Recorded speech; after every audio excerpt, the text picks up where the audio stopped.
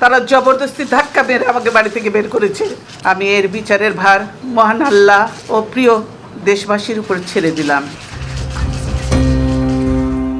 আমার স্বামী জীবন দেওয়ার পর তার অনেক স্মৃতি নিয়ে প্রায় 40 বছর এই বাড়িতে কাটিয়েছি, কিন্তু আমাকে বাড়ি থেকে এক কাপড়ে বের হয়ে আসতে হয়েছে। টেনে হিচড়ে সেখান থেকে বের করা হয়েছে।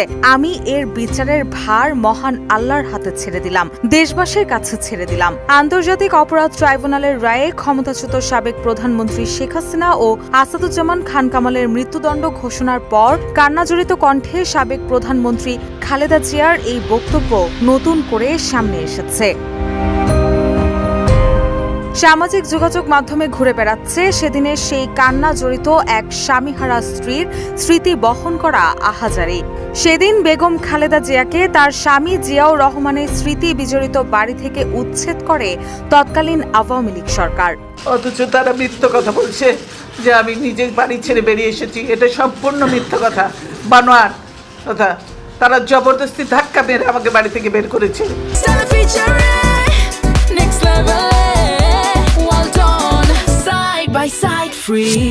উচ্ছেদ করার পর কন্দ্রনরত খালেদা জিয়ার বিরুদ্ধে তাচ্ছিল্য ও উপহাসমূলক মন্তব্য করেছিলেন শেখ হাসিনা।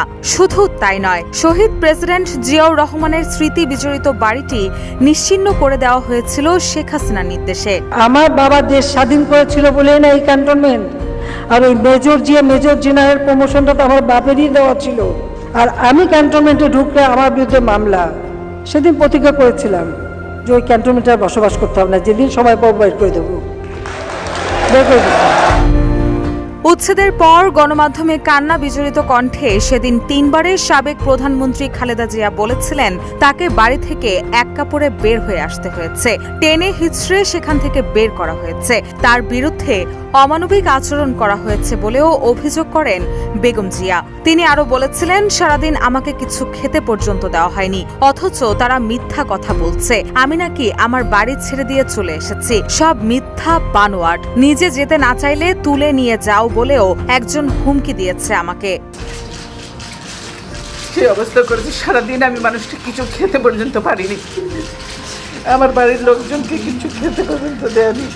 যে জোর করে ওনাকে উঠিয়ে নিয়ে আসেন, জোর করে দরকার হলে ওনাকে কোলে উঠিয়ে নিয়ে আসেন।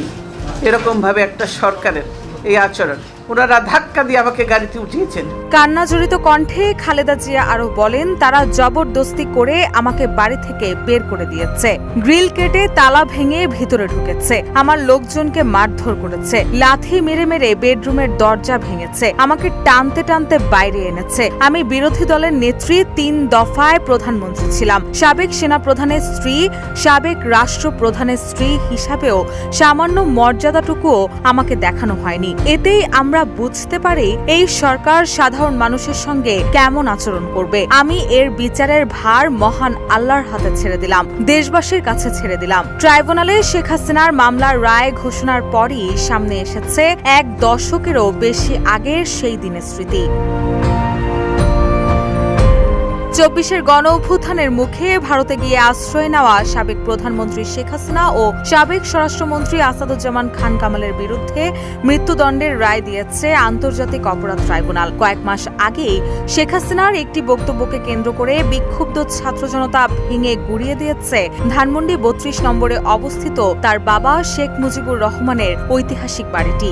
শুধু তাই নয়, ভাঙচুর ও অগ্নিসংযোগ করেছিল ডক্টর ওয়াজেদ মিয়ার বাড়ি সুধা সদন।